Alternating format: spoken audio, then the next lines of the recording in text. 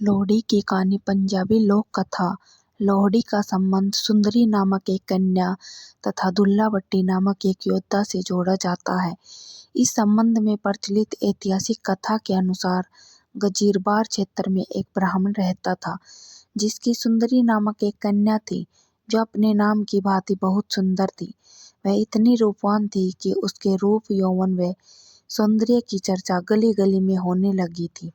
धीरे धीरे उसकी सुंदरता के चर्चे उड़ते उड़ते गजीरबार के राजा तक पहुंचे। राजा उसकी सुंदरता का बखान सुनकर सुंदरी पर मोहित हो गया और उसने सुंदरी को अपने हरम की शोभा बनाने का निश्चय किया।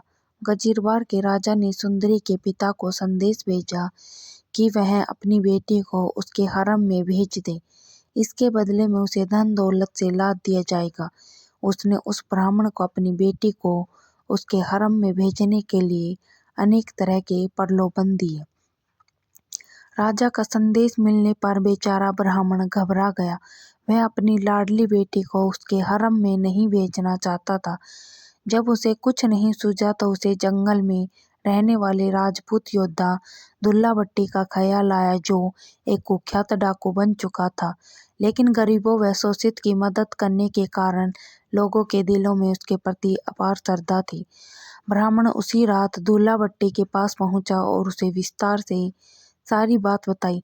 दुल्ला भट्टी ने ब्राह्मण की व्यथा सुन उसे सांत्वना दी और रात को खुद एक सुयोग्य ब्राह्मण लड़के की खोज में निकल पड़ा। दुल्ला भट्टी ने उसी रात एक योग्य ब्राह्मण लड़के को तलाश कर सुंदरी को अपनी ही बेटी मानकर अग्नि को साक्षी मानते हुए उसका कन्यादान अपने हाथों से किया और ब्राह्मण युवक के साथ सुंदरी का रात में ही विवाह कर दिया। उस समय दुल्ला भट्टी के पास बेटी सुंदरी को देने के लिए कुछ भी न था, अतः उसने तिल व शक्कर देकर ही ब्राह्मण युवक के हाथ में सुंदरी का हाथ थमाकर सुंदरी को उसके ससुराल विदा किया। गजीरबार के राजा को इस बात की सूचना मिली तो वह आग बबूला हो उठा। उसने उसी समय अपनी सेना को गजीरबार इलाके पर हमला करने तथा दुल्ला भट्टी का खात्मा करने का आदेश दिया। राजा का आदेश मिलते ही सेना दुल्ला भट्टी के ठिकाने की ओर बढ़ी, लेकिन दुल्ला भट्टी और उसके साथियों ने अपनी पूरी ताकत लगाकर राजा की सेना को बुरी तरह धूल चटा दी।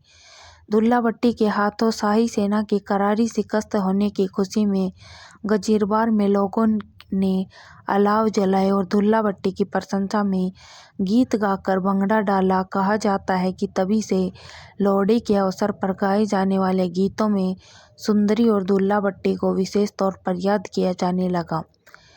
सुंदर मुदरिये हो तेरा कौन विचार हो, दुल्ला भट्टी वाला हो दुल्ले दी ब्याई हो, शेर शक्कर पाई हो कुड़ी दे में आए हो, मामे चूरी कुट्टी हो जमींदार लुट्टी हो, कुड़ी दलाल दुपट्टा हो दुल्ले दी ब्याई हो, दुल्ला भट्टी वाला हो।